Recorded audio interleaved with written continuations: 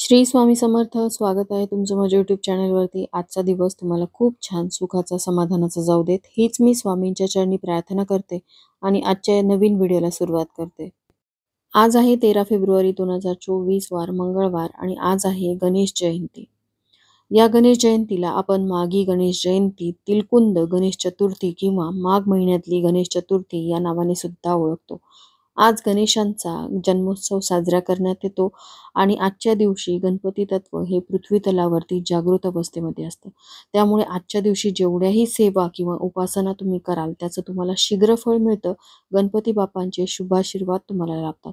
बघा, गणपती बाप्पा हे विघ्नहर्ता तर आहेतच, पण त्यासोबतच ते विद्येचे दैवत सुद्धा आहेत. म्हणूनच तुमच्या पतीच्या मुलांच्या प्रगतीसाठी काही सेवा व उपाय घरामध्ये करायचे आहेत. तर असाच एक उपाय मी आजच्या व्हिडिओमध्ये शेअर करणार आहे. या उपायामध्ये संध्याकाळी बाप्पांसमोर तुम्हाला कापुरासोबत एक वस्तू जाळायची आहे. ही वस्तू जाळल्यामुळे तुमच्या घरामध्ये असलेल्या सर्व अडचणी, दुःख, दारिद्र्य संपूर्णपणे नष्ट होऊन तुमच्या पतीची, मुलांची आणि घराची भरभरून अशी प्रगती होणार आहे. तर ही वस्तू कोणती आहे, नेमकी ती कोणत्या वेळेत जाळायची आहे, नंतर त्या वस्तूचं काय करायचं, ही संपूर्ण माहिती जाणून घ्यायची असेल तर व्हिडिओ स्किप न करता शेवटपर्यंत बघा.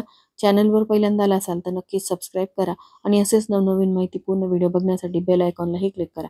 त्यामुळे जेव्हाही मी नवीन व्हिडिओ अपलोड करेल तेव्हा त्याचं नोटिफिकेशन सर्वात आधी तुम्हाला मिळेल आणि तुम्ही एक पण व्हिडिओ मिस करणार नाही. तर पहा, पंचांगानुसार दरवर्षी माघ महिन्याच्या शुक्ल पक्षाच्या चतुर्थी तिथीला गणेश जयंती साजरी केली जाते. माघ विनायक चतुर्थी, गणेश चतुर्थी या नावानेही ही तिथी ओळखली जाते. यानुसार यंदा 13 फेब्रुवारीला म्हणजेच आज गणेश जयंती साजरी होत आहे. या दिवशी गणपतींची विधिवत पूजा करत व्रत केले जाते, कारण हिंदू धर्मामध्ये सर्वात प्रथम पूजले जाणारे देवता म्हणून गणपतीला मान आहे. या दिवशी व्रत आणि विधिवत पूजनासह काही उपाय केल्याने व्यक्तीची प्रत्येक इच्छा पूर्ण होते आणि घरामध्ये सुख समृद्धी नांदते. तर हा जो उपाय आपल्याला संध्याकाळी करायचा आहे तो कशासाठी करायचा आहे बघा. खूप कष्ट करून मेहनत करूनही तुमच्या घरामध्ये पैसा टिकत नसेल, तो स्थिर राहत नसेल, म्हणजेच तुमच्या घरामध्ये आर्थिक स्थैर्य नसेल, यासोबतच तुमच्या पतीची प्रगती होत नसेल, खूप दिवसापासून ते नोकरी व्यवसायामध्ये कष्ट घेत आहेत, मेहनत घेत आहेत, तरी देखील त्यांच्या कष्टाला, मेहनतीला म्हणावं तसं यश मिळत नसेल, तर आजच्या दिवशी हा उपाय करून बघा. तुमच्या आयुष्यामध्ये येणाऱ्या सर्व अडचणी, अडथळे बाप्पा दूर करतील आणि बाप्पांची कृपा तुमच्यावरती राहील आणि आर्थिक स्थैर्य तुमच्या घरामध्ये नांदेल. तुमच्या पतीची नोकरी व्यवसायामध्ये भरभरून अशी प्रगती होईल.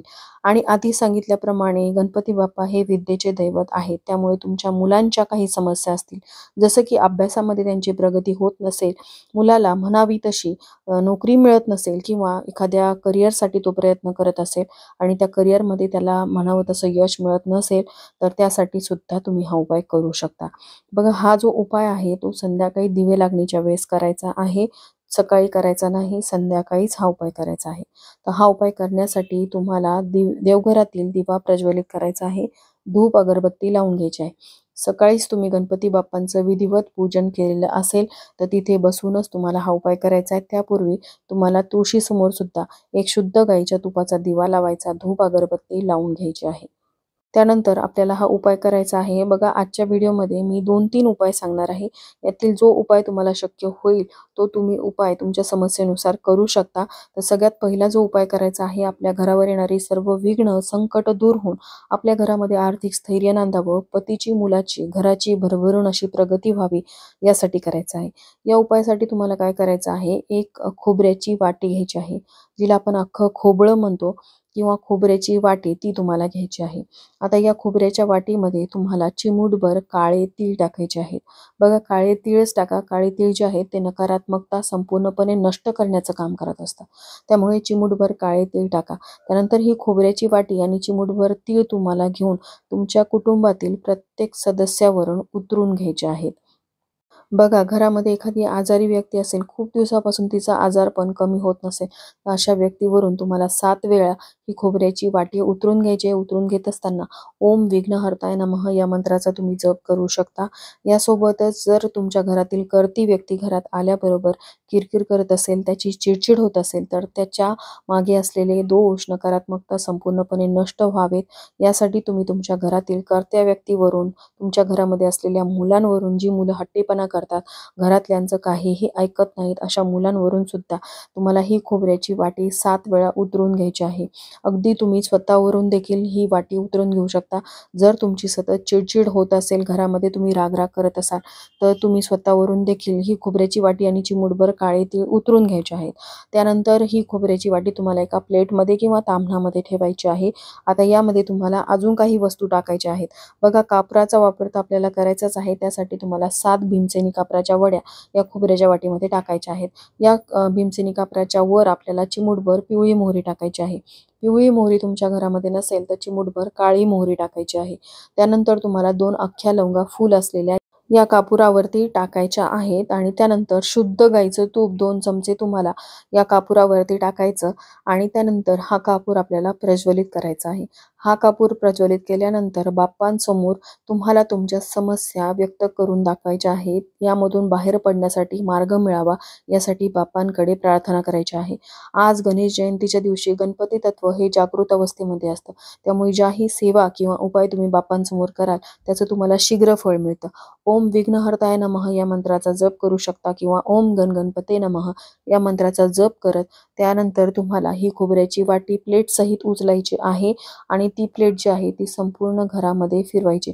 तुमच्या घराचा कोपरा कोपरा, प्रत्येक बेडरूम, किचन, हॉल, फक्त टॉयलेट बाथरूम सोडून ही प्लेट जी आहे ती सगळीकडे फिरवायची. त्यानंतर तुमच्या घराच्या मुख्य प्रवेशद्वाराबाहेर ही प्लेट ठेवून द्यायची.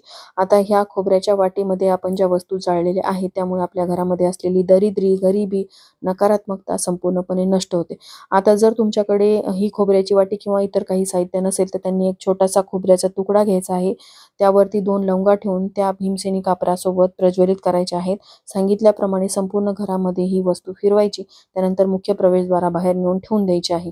दुसऱ्या दिवशी ती जी वाटी आहे ती घराबाहेरच फेकून द्यायची, घरामध्ये घेऊन यायची नाही. यामुळे तुमच्या घराच्या बाहेरच नकारात्मकता संपूर्णपणे नष्ट होते. ही खोबऱ्याची वाटी किंवा खोबरं जे तुम्ही घेतलेलं आहे ते जळाल्यानंतर पूर्णपणे काळं होऊन जातं. यामध्ये तुमच्या घरातल्या सर्व व्यक्तींचे दोष, नकारात्मकता येतात, म्हणून ती खोबऱ्याची वाटी परत घरामध्ये आणायची नाही. जर तुमच्या घराच्या बाहेर एखादी डस्टबिन असेल तर डस्टबिनमध्ये टाकून द्या किंवा तुम्ही एखाद्या झाडाखाली फेकून देऊ शकता. यासोबतच तुम्हाला अजून एक उपाय करता येईल. हा उपाय तुम्हाला तुमच्या घरातील मुलांसाठी करायचा आहे. मुलं खूप हट्टीपणा करत असतील, चिडचिड करत असतील किंवा घरामध्ये एखादी बाधित व्यक्ती असेल, आजारी व्यक्ती असेल, तर त्या व्यक्तीवरून उतरून टाकण्यासाठी तुम्हाला एक प्रभावी उपाय आजच्या दिवशी करायचा आहे. या उपायासाठी तुम्हाला मूठभर असे काळे तीळ घ्यायचे आहेत. बघा, आजच्या गणेश जयंतीला तिळकुंद चतुर्थी सुद्धा म्हणतात. आजच्या दिवशी तिळाचं अतिशय महत्त्व आहे. त्यामुळे तिळाचे उपाय आपण आपल्या घरामध्ये करायचे आहेत. मूठभर काळे तीळ आणि त्यामध्ये चिमूटभर पिवळी मोहरी घ्यायची आहे आणि ह्या 2 वस्तू आपल्या घरातील ज्या व्यक्ती खूप चिडचिड करतात, आजारी आहेत किंवा बाधित आहेत, अशा व्यक्तींवरून तुम्हाला 7-7 वेळा उतरून घ्यायच्या आहेत.